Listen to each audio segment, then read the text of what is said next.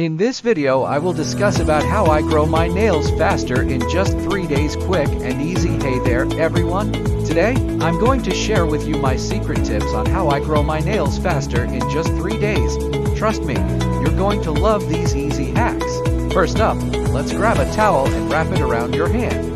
Then, using a file down your nails as much as you can without hurting yourself. Remember, the more you file, the faster they grow. If you have any uneven parts left after filing, don't worry, we'll take care of that in no time. Next, let's shape those nails. It doesn't matter what shape you go for, just make sure it looks neat and tidy.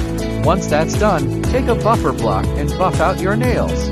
This step helps smooth them out and makes them shinier than ever before. Now comes the fun part, painting your nails. You can choose whatever color suits your style best. I personally prefer something bright and cheerful.